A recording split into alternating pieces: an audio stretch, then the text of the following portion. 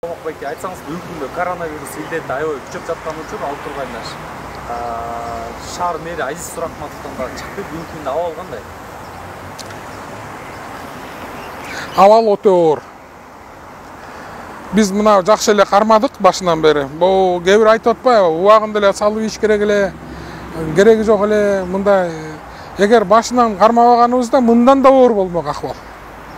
Башынан жакшы эле кармадык, бирок баягы элдердин талабы менен, коомчулуктун талабы менен ачтык. Ачканда азыр талап өтө оор, катуу, өтө акыбал оор. Эгер бул акыбалга жетпейт болчубуз, эгер элдер бизге ишенип, биз айтканды жасаганда. Себебин айтып берейин, азыр базарларда ооруп, эч кимге билгизбей отурушат. Ошолор жугузуп атат. Анан айтсаң эле жаман көрөт да, сен багасыңбы, антесиңби, минтесиңби деп. Бизде коомдо мындай болбой калыптыр да, баягы коомдук принцип, элди ойлойлу деген болбой калыптыр. Ар ким эле өзүн ойлоп калыптыр. Сиздер ушу шаар мэринен чыккандан кийин сиздер кандай иштөөгө өттүңүздөр ал мэрия? Шаар мэринен чыккандан кийин шаардын бизден 3 кишиден чыкты аппараттан. Шаардын мэринен чыкты, уюштуруу бөлүм башчысынан, анан башкы бухгалтерден. Башкы бухгалтер бирок үйүндө отпускада болчу. Эми иштөөгө кандай өттүк? Азыр бардык жерден чыгып атат. Биздин Ленин район акимиятынан да чыкты, башка службаларыбыздан чыгып калды. Азыр мындай. Эми биздин мамлекеттик кызматкерлердин элдин баары ойлойт, булар жыргап атат, тигинтип атат. Булар жашоосу жыргал. Ар бир кабинетте тыгылып 7-ден 8-ден киши отурат мэрияда. Ошонун баарын үйүнө кетирдим. Азыр ар бир кабинетте бирден эле киши отуруп иштетип атам. Бирок алар үйүндө удаленно иштеп атышат да. Бүткүл акимияттардагы аппаратты удаленно иштетип атабыз, службалардагылар удаленно иштеп атат. Мына бүгүн мен мэрияны жаптым 7 күнгө, эмдиги 1-күнгө чейин. Эч кимди кабыл албайбыз. Телефон менен, интернет менен иштейбиз. Бардык службалар менен бизде цифровизация коюлган. Камера менен иштеп атабыз. Каттарга өз убагында жооп берип атабыз. Оперативный штаб өткөрүш керек. Шаардагы бүт территорияларды кыдырышыбыз керек, карашыбыз керек. Дүкөндөр, базарлар толтура жумуш бар. Бирок анын баарын удаленно иштеп атабыз. Анан айтсаңыз, ушу сиз буга чейин соц тармагы аркылуу да кайрылуу кылдыңыз эле да. Бул элдер санитардык нормаларды сактабай жатат. Эгер шаарды жапсак, өзүңөрдөн калсын депчи. Буга эмнеси өкүл? Мындайда мына экөөбүз сүйлөшүп атабыз, экөөбүздүн ортобузда 2 метр турат. Бул вирустун күчү, бул чоң вирус экен да башкага караганда. 1 метр жерге учуп барып түшөт экен. Эгер 1 метр жакын турганда алар бири-бирине жугат экен. Мындайда бул ушунчалык балекет нерсе көзгө көрүнбөй кирет тамак менен мурундан. Кирип туруп ооруган жериңди алат, андайын өпкөнү алат экен. Айтып түшүндүрө албай койдук элгечи. Элге баары бир экен. Мына 30га жакын адам өлдү. Мына маска 15 сом деп какшап атам, 17 сом, болтур 20 сом болсун. Ушуну бир күнгө жетет экономдоп колдонсокчу. Ушул 20 сом бир күндүк өмүр турат да. Ушуну кийип алып эле бири-бирибиз менен жакшынакай эле жүрбөйлүбү десем укпай атышат элдерчи. Укпай, тажап бүттү, бирок биз тажабай айта бермекчибиз. Мына суббота, воскресенье күнү 2 күн биз азыр могу транспортту жабабыз. Жапканда эми Кудай таксичилерге аманат, ден соолук берсин. Ушул жерден таксичилерге кайрылып кетет элем, айланайындар, маска кийгиле. Азыр эми бүт баары силерге түшөт. Колдон келсе үйүңөрдө временкаңар болсо өзүнчө үй бүлөңөрдөн өзүнчө жашагыла. Колуңардан келсе үй бүлөңөрдү башка жака жиберип ийгиле 1 ай. Колдон келсе 1 ай үй бүлөңөр менен контактировать этпегиле, урматтуу таксичилер. Азыр элдин баары силерге түшөт. Маска кийгизгиле. Барып түшүрөрүңөр менен эшигиңерди ачып желдеткиле, ичине санитайзерлер менен сыккыла. О эшиктин, машинанын эшиктерин, колдордун баарын ошо санитайзер менен эметип тургула. Эми оордук силерге тиет. Айтсаңыз, ушу жана коомдук транспорттор дем алыш күндөрү гана токтойбу? Ооба, суббота, воскресенье токтойт. Себеби биз чынжырды үзүшүбүз керек болуп атат. Бул күн сайын күчөп атат да, пикке жетип калдык окшойт деп ойлойм. Менин оюмча ушул айдын аягы пик болот. Андайын да бир 14-15 күн карашыбыз керек. Анан спад кетпесе, анда айла жок шаарды жапканга туура келет да. Ошон үчүн элдерден суранат элек. Колдон келсечи, мына тыштан көп жукпайт экен да, бул жугат, бирок мындай маска кийип, жакын мындай эл талпа жерге барбаш керек, закрытый жерге барбаш керек. Любой жерге мына масканы кийип алыш керек. Бул 2 киши маска кийгенде 1,5% азаят экен жуккандык. Закрытый территорияга кийип эле, улам колду жууп, маска кийип аралыкты сактасак эле бул жукпайт. Анан муну деген колду жууп турушубуз керек да. Ошондуктан мен силерге айтып атам. Урматтуу калайык. Эми жок дегенде өзүңдү ойлобосоң да элди ойлоп койбойсуң белемби? Ушул канчалык тереңдеген сайын өзүңө зыян, баарыбызга зыян, экономикага зыян. Себеби айла жок шаарды жапканга туура келет. Сөгүп атат мени, каргап атат. Талаада кал, балекет салекет, сен багасыңбы, тигини кыл, муну кыл. Аллах баарын көрүп турат. Мейли сөксө сөгө берсин, каргаса каргай берсин. Бирок биз болгон чындыкты айтышыбыз керек. Биз калп айткан жокпуз, чындыкты айтып атабыз. Биз ойноп аткан жокпуз. Биз өлүм менен өмүрдүн ортосунда турабыз да. Ушул буга чейин сиздер ушу жайма базар жана велосипедке ижарага берген жерлердин баардыгын жаптыңыздар, анан дагы ушу базарларда дезинфекция кылуу үчүн да жаап атпайсыздарбы? Бул канчага чейин созулат? Базарлар өзлөрү ар бир дүйшөмбү күн сайын жапмай болушту. Рахмат, өзлөрү. Каждый понедельник, дүйшөмбү күн дезинфекция кылат, бир эле күн. Эртеси күн ачылат. Иштей берет. Бул баягы эпидситуация оңолгонго чейин бул иштерди жүргүзө беребиз. Биз бийлик колубуздан келгенди кылып атабыз. Мамлекеттик эми эл да бизге жардам бериш керек да. Мына мен 2-3 күндөн бери байкап атам. Уже элдер өзлөрү койгула дей башташты. Баягы блогерлер, активисттер. Мына мен унчукпай эле койдук. Биз бирде маселе, булар кайдан тапканын билбейм, $3000 берет экен ооруган кишиге, андай жок. Бу кайдан чыгарат билбейм, ана саясатташтырып атат, шайлоого баратат. О шайлоого биз эмнеге барып атабыз? Эмнеге саясатташ? Ойногонубуздан монтип кыйналып бири-бирибизге жаман жакшы көрүнүшүп атабыз. Таң калып атам ушу кээ бир кишилергечи. Кээде жиниң келет ошо, мейлич деген келет, бирок анта албайсың да, мамлекеттик кызматтасың. Алып барып ушу инфекциондуу больницага киргизип ийгиң келет, бирок анта албайсың да, мамлекеттик кызматтасың. Ишенбесең, ишенбе дейин дейсиң, анда анта албайсың. Ооруп, бирок баягы жашырынып жүргөндөр боюнча сиздер бар. Билем мен аларды. Айтсак укпайт. Бирдеме десең, сен багасың балам дейт. Мына Ош базарынын баары ичи отурат ооруп, айтсаң укпайт. Текшерип азыр барып милиция менен эмдик ужумадан баштап, ошондорду выявлять этип, барып туруп үйүнө жаткырам дейт. Ошолор жугузуп атат да элдин баарына, базардын баарында. Ошонун баарын азыр выявлять этип туруп үйлөрүнө жаткырабыз. Болбойбу? Камайбыз анда. Балмак мырза, айтсаңыз, буга чейин ушу жана кафе ресторандарда болгон окуялар интернетке чыгып кетпеди? 50 кишиден ашык баягы кайсы бир саясатчылар Бабанов деп атат, Куран окутуу кылып, анан ушулорго жазалар кандай болот? Негизи мен таң калам да, таң калып атам да. Мен бир ресторанын ээсимине эми мен айтып атам, тигинтип атам. Акчадан өлөт экен да буларчы. Киргизбегенден киргизбеди. Бабанов болобу, ким болот, Балекет болобу, Балбак болобу, мага демектен Машаяк болобу, киргизбеди айткандан кийин. Мыйзамды сактады. Сактабайсың, мына жаптык. Эпидситуация бүткөнгө чейин кайнарды ачпайбыз, айтып коеюн. Эгер ошондой ресторандар болсо, полный жабабыз да, ачпайбыз. Укук бар бизде азыр ошондо. Андай болбойт да, элди ойлош керек да. Ресторандарды эгер бизди укпагандар болсо, базарларда жабабыз. Эмне болсо ошо болсун. Элди аман алып калыш керек да. Анан бүгүнкү күндө ошо ооргандардын саны күндөн күнгө өсүп баратат. Бишкекте ооруканалар маселеси кандай? Ооруканалар Бишкекте толду. Бессимптомныйдын баары көчөдө жүрөт.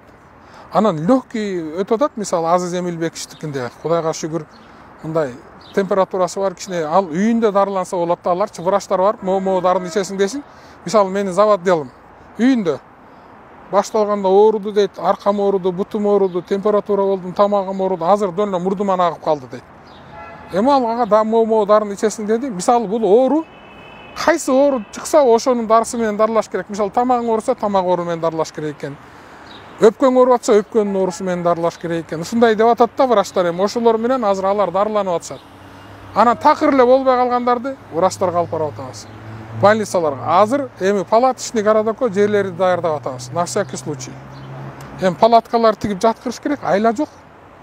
Күн сайын күчөп атат. 100дөн 200ге чейин. Бардык мамлекеттик кызматкерлер ооруп бүттү. Базардын баары ооруп атат азыр. Уже айла жок. Айтса укпайт. Ушуга эле удар суроода, буга чейин баягы биз элдерден блиц опрос алганбызда, ушул ооруга ишенүүбүз боюнчачы көпчүлүк айтып атат да, бул мындай ишенбегендей түр калтырып атат да. Эмнеге десек, кана ошол ооруп аткан адамды видеого тартып чыгарышпайбы, бизге далил катары. Нуракун уулу Байкуш, досубуз, коллегабыз. Ооруп калды го. Мына жогорку кеңештин пресс-клубу күндө прямой эфир кылып атат. Суракматов үйүндө ооруп жатат, ойноп атабы? Мына 5 депутат ооруп калды. Бирөө реанимацияда жатат. Өзүбүздүн ОТРКдан ооруп калды журналисттер, бүгүн көрдүңөр. Мына менин мэрияда ооруп жатат менин балдарым. Мен карабашым жейин калп айтсам, Кудай урsun, эмне деп карганышым керек бу элгечи. Баламдын боорун жеп калайын эгер калп айтсамчы, мушинтип карганайым. Бул оору бар экен, эмне кылайын эми элди ишендириш үчүнчү. Өлөлү эмне кылалы? Мукар Шалтаков өлдү го Чолпонбай. Тигине тяжелый жатат деп жогорку кеңештин депутаты. Дагы эмне кылышыбыз керек мындан арычы? Болбойт дейм мындай. Ишенбесеңер ишенбечи, эмне кылабыз? Ушу түшүндүрүү иштери жетпей аткандай сезилип атат. Жетип эле атат. Биздин кыргызда мен түшүндүм коомду. Уже ишенгиси да келбейт. Кара курсактын кулу болуп калганбыз да баарыбыз. Акчанын кулу болуп ошол эмне болсо ошо болсун деп калганбыз. Таң каласың ушу. Жакын арада кандай өзгөрүү болуп деп ойлойсуң? Мен мындай да ойлойм. Эпидемия Бул мындай да ойлойм мен азыр. 1-июлга чейин пик болот. Эгер 10-июлга чейин спад кетпесе, анда 15-июлдан кийин шаарды жабыш керек. Чынжырды үзүш керек. Бир жумага хотя бы жабыш керек да шаардычы.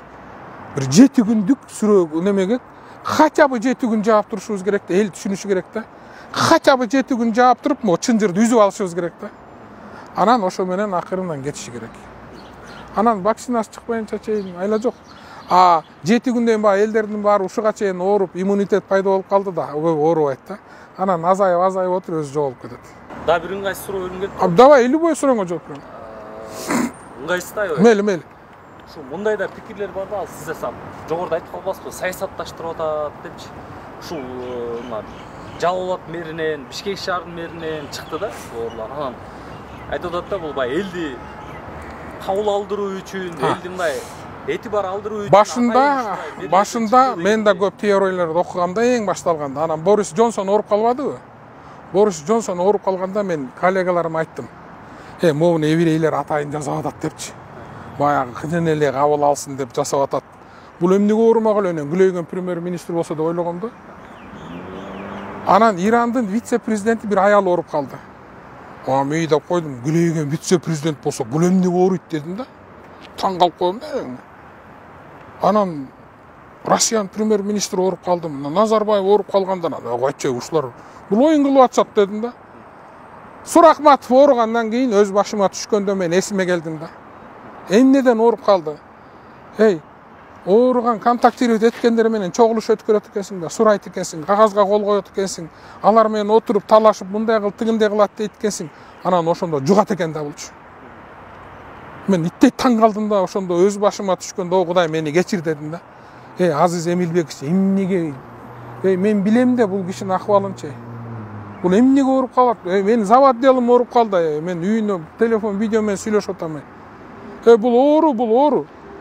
Да бул кирип, бирок бат жугуп, анан мунун бир балекет кошумча урат экен да, бул жанагы демен. Дополнительно урат экен да. Тиги ооруң болсо ошону көтөрүп урат экен да. Кайра карантин кирип калса, биздин экономикасы көтөрө алабы ошо? Көтөрбөйт, бирок айла жок. Багыш керек. Айла жок, көтөрө албайт. Минуска кетебиз, кыйналабыз. Бирок багышыбыз керек. Өлүп калгыча катыгандан жеп айыгып кетпейинби? Үркүндө деле жашабадык беле. Азыр ушундай болуп атат. Талада калгыча, ачка калгыча жок дегенде неме кылбайлыбы? Бу оорубай эле койбойлубу? Нам менен деле бир каткан, нам менен деле жашадык эле да. Адам өлбөйт. Адам өлбөйт. Ачкадан азыр эч өлбөйт. Жардам берет эл. Башкалар жардам берет. Мен дагы бир жолу кайрылам. Жок дегенде урушпай, талашпай, сөкпөй, чыдайлы. Эгер үйгө камалгыңар келбесе ысыкта, анда биздин айтканды аткаргыла. Эртерээк айтканды эртерээк жасасак, эртерээк өзүбүздүн калыбыбызга келебиз. Болбойбу? Узата берет. Ушинтип жүрө беребиз да, эзилип. Айтсаңыз, Балок мырза, сизге да бир мындай өзүңүзгө тиешелүү суроо берилип турат да. Азыр соц тармактарда сизди колдогондор аябагандай көп да. Ошол жакшы иштеп атат дешип атат. Бирок бул мындай пиар эмеспи? Мындайда мен дегенчи. Чын айтсам, ушул жумуштан 2 жыл мурун келгенде 1 эле жылга келгем, сүйлөшүп. 2 жыл болуп кетти. Анан кетейин деген деле оюм бар. Бирок могу коронавирустун айынан жүрөм дагычы. Эл үчүн депчи. Мен таштап качып кеткендей болбойн депчи. Кыйналып, мен деле ортодо оорудум. Мен эмне кылам пиар кылып? Мага пиарыңардын кереги жок. Мен депутат да болгум келбейт, министр да болгум келбейт. Мына перетсиemiz аябай. Ушуга чейин канча партиядан келди, акчанын деле кереги жок. Келиңиз мына 1-ондуктан, 5-тиктен. Сиз азыр жакшы иштеп атасыз, бериңиз, жүрүңүз деп. Мен алардын баарын айттым, мага кереги жок. Мен ишенсеңер ушул жака Азиз Сурахматов, Азиз Эмилбекович досум үчүн жардамга келгем деп башында айткам. Азыр ошон үчүн жүрөм. Мен Сооронбай Шариповичтин саясатын баштан бери да колдоп келатам. Мөөнөт 3 күнгө чейин ушул киши менен кызмат кылып берейин деп ачыгын айтайын, келип иштеп жүрөм. Ары бери секире бергенде мен уже андай возрастта эмесмин. Бир киши менен бардым да, акансы ошол киши менен барышым керек да. Анан мен пиардын кереги жок. Мен депутат деле болбойм, элдин баары билет. Министр деле болгум келбейт, эч ким болгум келбейт. Просто чын эле ат душу ушул шаардыктарга кызмат кылып берейин деп атам да. Анан ишенсеңер ишенгир, ишенбесеңер койгула. Мени кызыктырбайт, мен кызматымды кыла берем да. Жыйынтыкта отур сөз берели бир ушундай эфирден пайдаланып элге кайрылуу. Урматтуу калайык, мен сиздерден өтүрөм. Мен азыр эле айттым. Борис Джонсон жугузуп алганда мен да ишенген эмесмин силерде. Койчу муну ойлоп, тиги чоң күчтөр ушинтип атат деп.